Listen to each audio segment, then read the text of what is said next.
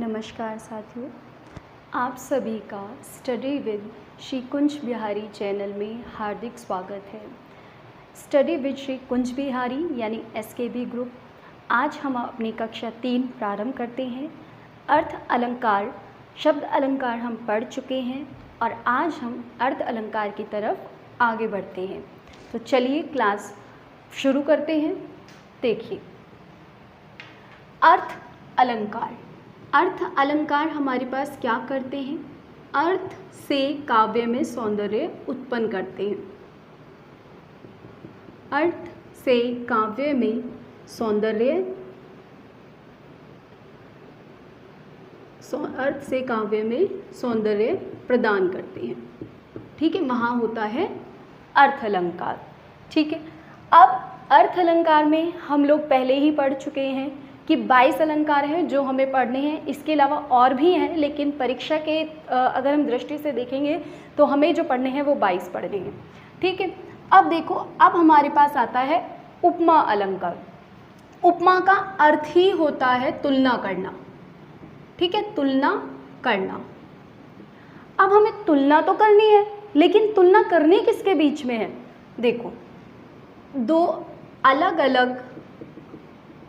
अलग वस्तु या व्यक्ति के बीच में तुलना करनी है।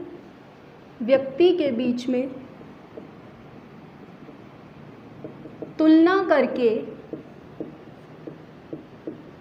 उनमें सादृश्यता या समानता दिखाना, ठीक है, उपमा अलंकार है। ठीक है, तो अलग अलग वस्तु या व्यक्ति के बीच में तुलना करके उनमें समानता दिखाना हमारा कौन सा अलंकार कहलाएगा? उपमा अलंकार कहलाएगा। तो अब हम इसमें पहला उदाहरण देखते हैं। राधा बदन चंद सो सुंदर, यानी कि यहाँ पे तुलना की जा रही है राधा के बदन की चांद सो सुंदर। सुंदर है, सुंदर बताया जा रहा है, और किसके जैसा? चांद के जैसा। यानी राधा के बदन की तुलना चांद से। ठीक है, तो ये हमारे पास अब उपमा अलंकार के जो भेद होते हैं वो होते हैं 4। ठीक है, उपमा अलंकार के भेद नहीं, सॉरी, उपमा अलंकार के अंग देखो पहले आप। उपमा अलंकार के अंग होते हैं 4। ठीक है, एक होता है उपमेय, एक होता है उपमान, एक होता है साधारण गुणधर्म, और एक होता है हमारे पास वाचक शब्द। ठीक है, अब ये क्या है ये देखते हैं। पहले हम तुलना कर रहे हैं तो हमें दो वस्तु या दो व्यक्ति तो कम से कम चाहिए ही चाहिए। ठीक है, तो राधा बदन चंद सो सुंदर। अब उपमेय क्या होता है? उपमेय होता है जिसकी उपमा दी जाती है, जिसकी उपमा दी जाए। ठीक है, इसे ऐसे कह सकते हैं। समझ में आया? नहीं आया कोई बात नहीं, इसे ऐसे समझ के देखो। या जिसके बारे में बात की जाए, जिसके बारे में बात की जाए। ठीक है, ये उपमेय अलंकार उपमेय है। ठीक है, या हम इस बात को ऐसे भी कह सकते हैं जिसमें कुछ घटित हो रहा हो। ऐसे समझ के देख लेते हैं, जिसमें कुछ घटित हो रहा हो। ठीक है, ये हमारे पास क्या है? उपमा अलंकार का अंग उपमेय। ठीक है, उपमेय उपमा अलंकार का अंग। फिर आता है उपमान। उपमान क्या होता है? अच्छा, उपमेय को प्रस्तुत भी कह देते हैं। क्या कह देते हैं? प्रस्तुत भी कह देते हैं, यानी जो हमारे पास हमारे समक्ष खड़ा है, ठीक है, उसकी तुलना हम कर रहे हैं, या जो हमारे समक्ष है। ठीक है, ये हमारे पास, इसे हम बोलते हैं प्रस्तुत। ठीक है, उपमान क्या होता है? जिससे उपमा दी जाए, या हम इसे ऐसे कह सकते हैं जिससे तुलना की जाए। अब समझ में आया होगा, जिससे तुलना की जाए। ठीक है, उपमान। तो राधा का बदन चांद, हमने चांद से तुलना की है, तो चांद इसमें हमारे पास क्या हो जाएगा? उपमान। लेकिन राधा के बदन की तुलना की है हमने, तो ये राधा हमारे पास, राधा बदन क्या हो जाएगा हमारे पास उपमेय, क्योंकि हम इसी के बारे में तो बात कर रहे हैं। ये तो हमने तुलना के लिए लिया है। अब आता है सो, इन्हें हम बोलते हैं वाचक शब्द। इन्हें हम क्या बोल देते हैं? वाचक शब्द। ठीक है, ये है सुंदर। अब देखो ये वाचक शब्द था, ठीक है, सा, जैसे इस उदाहरण में सो, ठीक है। फिर आता है साधारण गुणधर्म। साधारण गुणधर्म में हमने क्या लिया कि हम दो, अब एक बात बताओ, जब भी हम दो वस्तु या व्यक्ति के बीच में तुलना करेंगे, किसी चीज़ को तो लेकर तुलना करेंगे, कोई तो गुणधर्म होगा उसके बीच में, कोई गुण होगा, किसी दोष के बारे में बात कर रहे होंगे, किसी चीज़ को लेकर तो तुलना होगी। तो यही चीज़ हमारे साधारण गुणधर्म के अंदर आती है। जैसे यहाँ पे हमने लिया है सुंदर, तो ये हमारे पास क्या हो गया? साधारण गुणधर्म। ठीक है, साधारण गुणधर्म, जिस गुण या दोष की हम चर्चा कर रहे हैं। ठीक है, ये होते हैं हमारे पास साधारण गुणधर्म। अब वाचक शब्द, इसमें तो हमने लिया है सो, ठीक है, लेकिन एक ही वाचक शब्द हमारे पास नहीं है, हमारे पास और भी बहुत सारे वाचक शब्द हैं। जैसे देखो, वाचक शब्द लिखने हैं आपको, इन्हीं से ही पहचान होगी वाचक शब्द से कि हमारे पास कौन सा अलंकार है। अर्थ अलंकार है, अर्थ अलंकार में भी उपमा है, तो कौन सा है? ठीक है, उपमा अलंकार है या कोई और अलंकार है। ठीक है, तो आप इनको नोट करके रखो। वाचक शब्द हमारे पास और भी हो सकते हैं, जैसे सा, सी, से, सादृश, सम,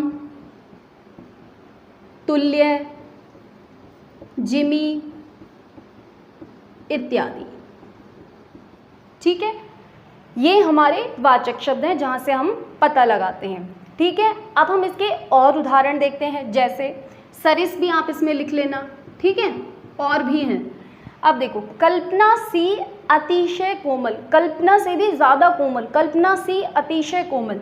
ठीक है, तो कल्पना सी, तो अब आप मेरे साथ साथ इन एग्जाम्पल में उपमेय, उपमान, वाचक शब्द और साधारण गुणधर्म छांटते हुए चलना, क्योंकि कई बार क्या होता है, अर्थ अलंकार में हमसे ये तो पूछा ही गया है कि आप, मतलब जैसे अलंकार, आपको कोई भी उदाहरण दे दिया जाएगा, आपसे पूछा जाएगा इसमें कौन सा अर्थ अलंकार है, ये भी पूछ सकता है, या फिर ऐसे भी पूछ सकता है उदाहरण के अंदर कि आप इसमें उपमान छाटो, या फिर आप इसमें उपमेय बताओ, या फिर आप इसमें वाचक शब्द कौन सा है वो छाटिए, या फिर साधारण गुणधर्म पूछ सकता है।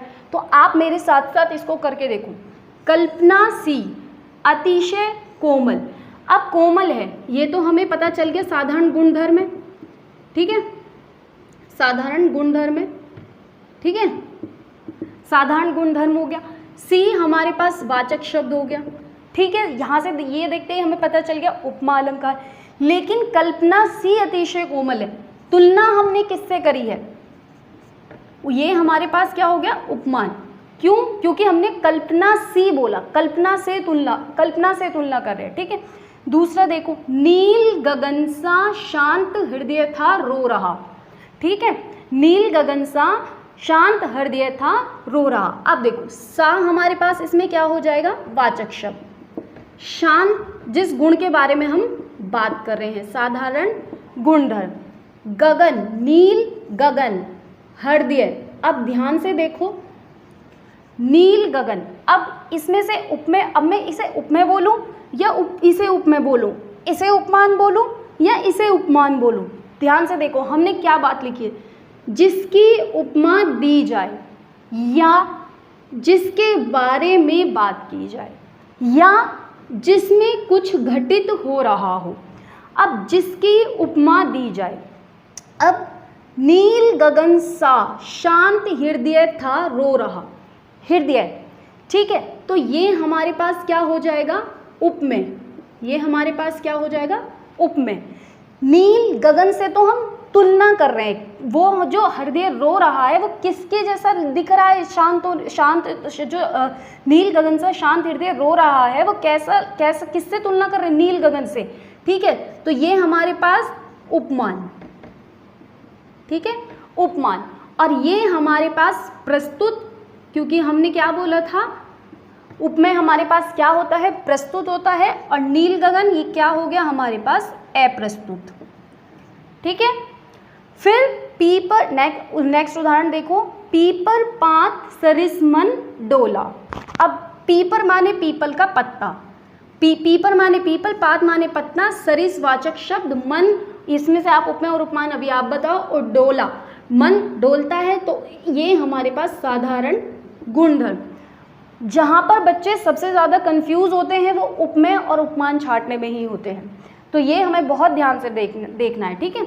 अब मन पर, अब ये तो आपको पता चल रहा होगा, सरिस हमने वाचक, पहले आप क्या करो, सबसे पहले आप साधारण गुणधर्म निकाल के अलग करो, फिर वाचक शब्द निकाल के अलग करो, फिर आप उपमेय और उपमान को हाईलाइट कर लो। अब देखो, पीपर पात, डोल रहा है मन, यानी मन डोल रहा है, यानी मन में कुछ हो रहा है, तो मन में कुछ हो रहा है।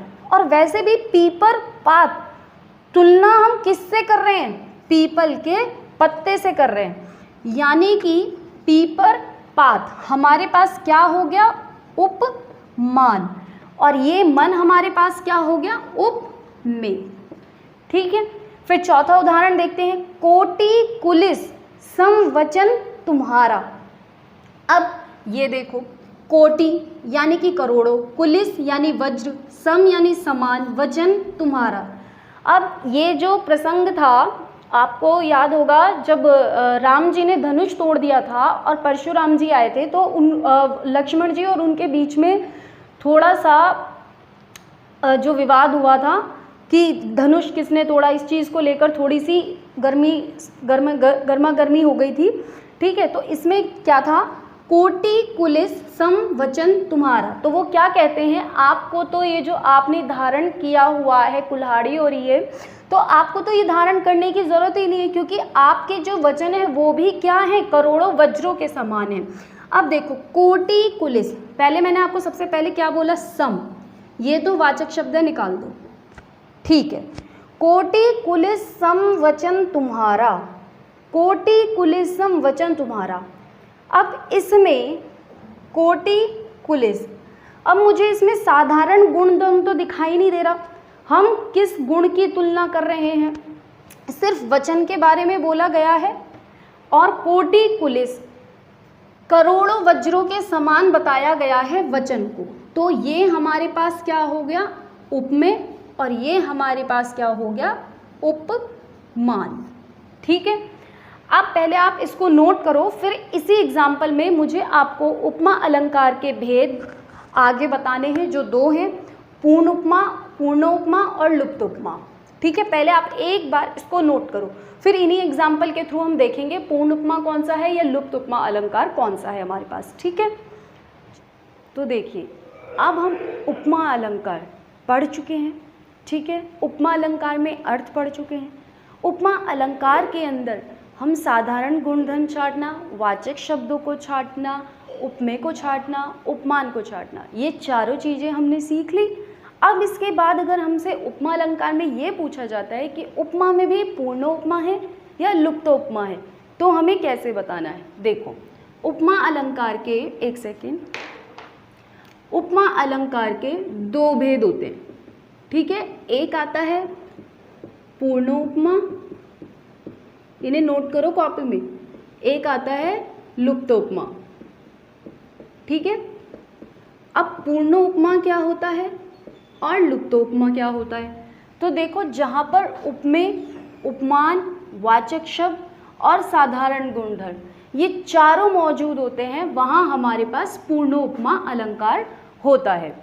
लेकिन अगर हमारे पास उपमान, वाचक शब्द, साधारण गुणधर्म, यानी कि इन चारों में से, ठीक है, अगर कोई भी एक नहीं है, कोई भी एक नहीं है, तो वहाँ पे हमारे पास होगा लुप्त उपमा अलंकार। तो अब हम इन चारों उदाहरण के अंदर देखते हैं कि उपमेय कौन सा हमारे पास पूर्ण उपमा है और कौन सा हमारे पास लुप्त उपमा है। तो देखो, उपमेय, उपमान, वाचक शब्द और साधारण गुणधर्म है, तो ये हमारे पास क्या हो गया, चारों चीज़ें मौजूद हैं, तो पूर्ण उपमा अलंकार हो गया। लेकिन दूसरा उदाहरण देखो, उपमान, वाचक शब्द और साधारण गुणधर्म है, तो यहाँ पे हमारे पास क्या मौजूद नहीं है, उपमेय मौजूद नहीं है। पहले यहाँ लिखो, जहाँ पर उपमेय, उपमान, वाचक शब्द और साधारण गुणधर्म ये चारों मौजूद हैं, वहाँ पूर्ण उपमा और लुप्त उपमा, चारों में से कोई भी एक, चारों में से कोई भी एक या एक से ज़्यादा लुप्त हो सकता है। ठीक है, नोट करो। अब देखो, अब तो ये हमारे पास क्या हो गया था, लुप्त उपमा। अब तीसरा उदाहरण देखो, ये था नील गगन सा शांत हृदय था रो रहा। इसमें ये उपमान था, ये साधारण गुणधर्म था, ये वाचक शब्द था, ये उपमान था, चारों मौजूद है, पूर्ण उपमा अलंकार। ठीक है, पूर्ण उपमा। फिर देखो कोटि कुलिसम वचन तुम्हारा में हमारे पास उपमेय मौजूद है, वाचक शब्द मौजूद है, उपमान मौजूद है। तो ये हमारे पास क्या हो गया, लुप्त उपमा। इसमें हमारे पास क्या नहीं है, इसमें हमारे पास साधारण गुणधर्म नहीं है। ठीक है, तो इस तरीके से अब आप इसको पूरे उपमा अलंकार को अपनी कॉपी में नोट करो, फिर हम अगला अलंकार पढ़ेंगे। अब हम उत्प्रेक्षा अलंकार की तरफ आगे बढ़ते हैं। देखो उत्प्रेक्षा अलंकार क्या है, देखो उत्प्रेक्षा का अर्थ ही क्या है, पहले ये देखो, अनुमान या संभावना। ठीक है, अनुमान या फिर संभावना। ठीक है, यानी कि उपमेय में उपमान की संभावना, तो ये हमारे पास कौन सा अलंकार है, उत्प्रेक्षा अलंकार है। ठीक है, अब हम इसको पहचानेंगे कैसे, इसकी पहचान कैसे होगी, देखो मनु, मनहु, मानो, जनु, जनहु, जानो इत्यादि। ये उत्प्रेक्षा अलंकार की पहचान करने के लिए आपके पास क्या है, वो शब्द हैं जहां से आप उत्प्रेक्षा अलंकार पहचानोगे। ठीक है, अब इसके उदाहरण देखो, आप इसे और भी साधारण भाषा में इस तरीके से समझो कि उत्प्रेक्षा का मतलब है क्या। मान लो इसको। अब मान लो कैसे, देखो है नहीं पर मान लो। जैसे उदाहरण देखो, अपने से ही बताती हूँ। मान लो स्वाति का रंग एकदम दूध जैसे सफ़ेद है नहीं, मान लो। तुम्हारा क्या जा रहा है, मेरा भी क्या जा रहा है, मान लेते हैं। वही ये उत्प्रेक्षा अलंकार है, बस मान लो। अब देखो, मुख मानो चंद्र है तो नहीं, मानो उत्प्रेक्षा अलंकार। नेत्र मानो कमल है तो नहीं, मानो। ठीक है, उत्प्रेक्षा अलंकार। सोहत ओढ़े पीत पट श्याम सलोने गात, और मनहु नीलमणि शैल पर आता परियो प्रभात। मनहु, मानो। इसका अर्थ भी देख लो, सोहत ओढ़े पीत पट, श्री कृष्ण जी सावले रंग के हैं और उन्होंने पीले वस्त्र धारण किए हुए हैं। और इस तरीके से पीले वस्त्र जो उन्होंने धारण किए हैं वो शोभा कैसी लग रही है उसका वर्णन करते हुए कवि क्या लिखता है, ऐसे मानो जैसे सुबह की जो सूर्य की किरणें हैं वो नीलमणि पर्वत पर पड़ रही हूँ। ठीक है, अब देखो, ले चला मैं साथ तुझे कनक जो भिक्षुक लेकर स्वर्ण। कनक का मतलब क्या है, धतूरा। वो क्या लेकर जा रहा है, धतूरे को सोने की तरह लेकर जा रहा है तो नहीं ना, मान लो। उत्प्रेक्षा अलंकार। फिर देखो, उस वक्त मारे क्रोध के तनु कांपने उसका लगा, मानो हवा के जोर से सोता हुआ सागर जगा। मानो, क्या ये हो सकता है, मानो हवा के जोर से सोता हुआ सागर जगा। इसमें मानवीकरण अलंकार भी हो सकता है क्योंकि सागर जग रहा है। हाँ, उदाहरण में एक चीज़ और ध्यान रखना, एक उदाहरण में एक से ज़्यादा अलंकार आपको देखने को भी मिल सकते हैं, फिर ये डिपेंड करेगा कि आपके पास ऑप्शन में कौन सा है। ठीक है, तो देखो मानो, तो यहाँ पे कौन सा हो जाएगा आपका, उत्प्रेक्षा अलंकार। अब रूपक अलंकार और अपनहूति अलंकार, मैंने इन्हें साथ में क्यों लिखा है, देखो कई बार एग्जाम में इनकी परिभाषा में इतना ज़्यादा कन्फ्यूज़न हो जाता है कि समझ में ही नहीं आता कि ये रूपक अलंकार है या अपनहूति अलंकार है। उदाहरण में इतना कन्फ्यूजन नहीं होगा, लेकिन ये देख करके कि रूपक है या अपनहूति परिभाषा देख करके बहुत कन्फ्यूजन होता है। देखो कैसे, उपमेय में उपमान का आरोप,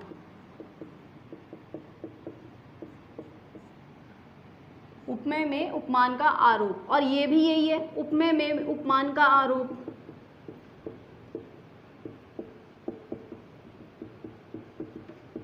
अब ये भी यही है और ये भी यही है, तो फिर अंतर कहाँ पे आया?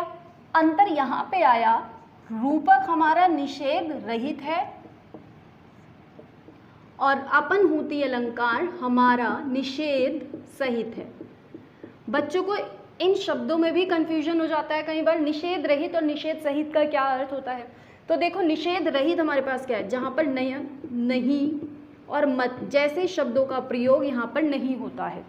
निषेध सहित में हमारे पास ना,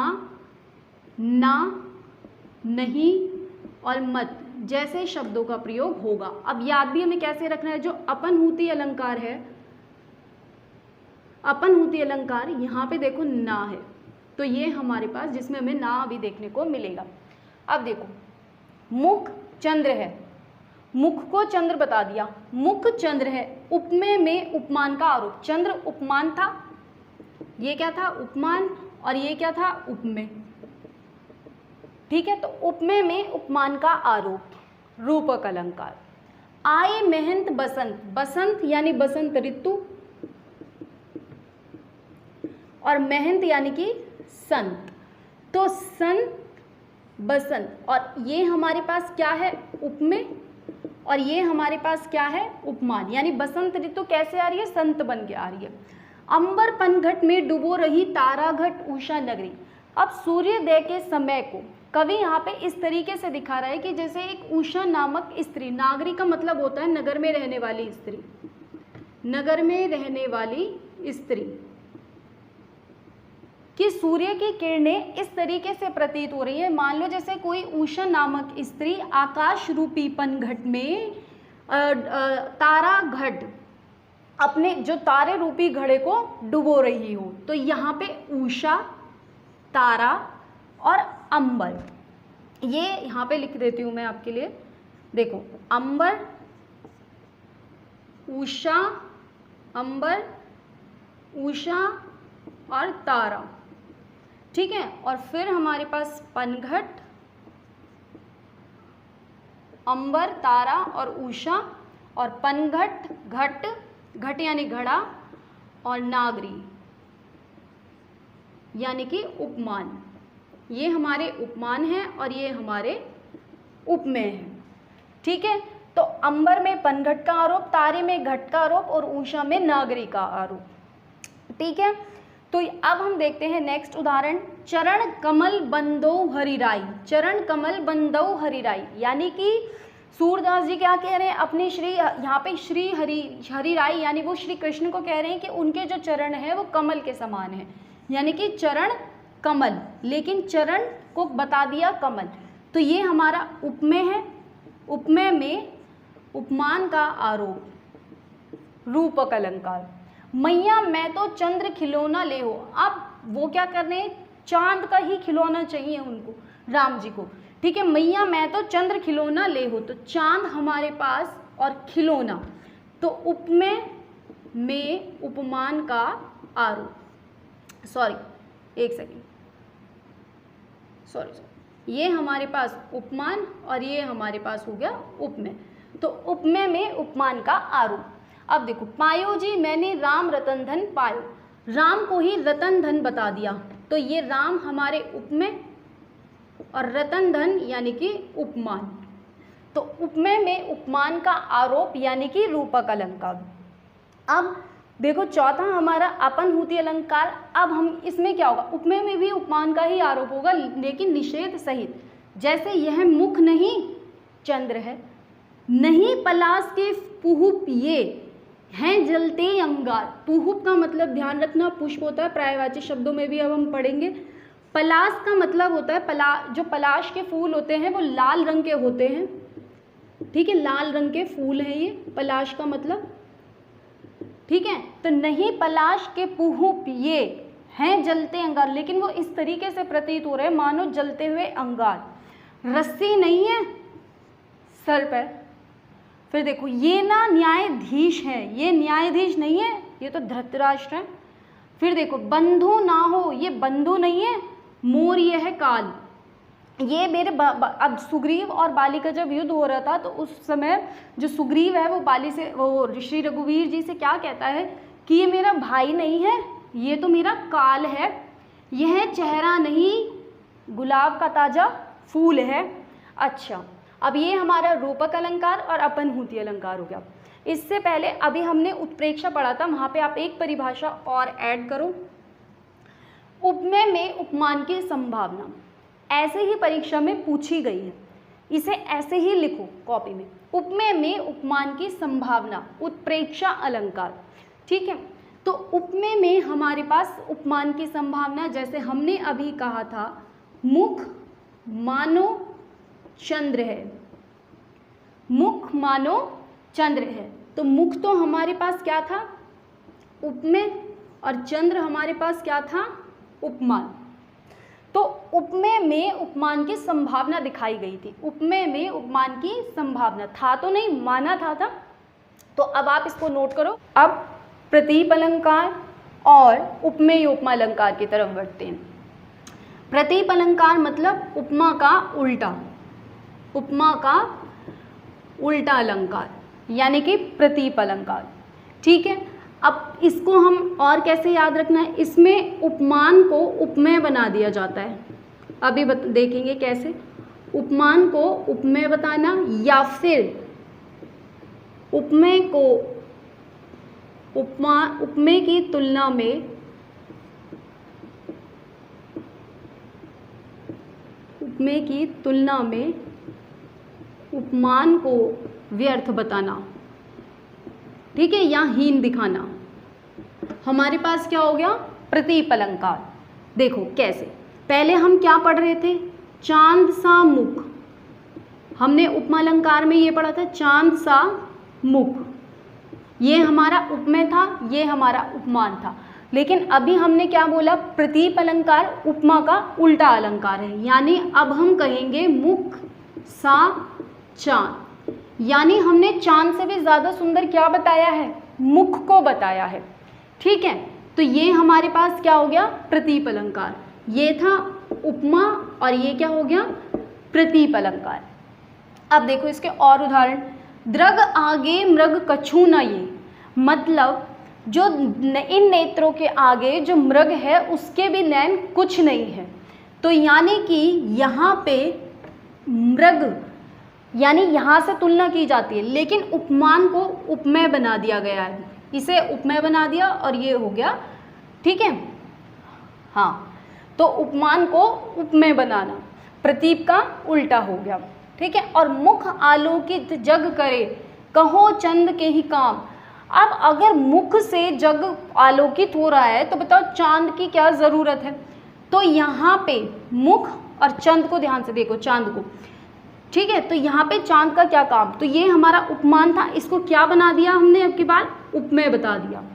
ठीक है, अब देखो उपमेय उपमा अलंकार क्या होता है, इसे थोड़ा ऊपर लिखते हैं, इसे उपमेय बना दिया।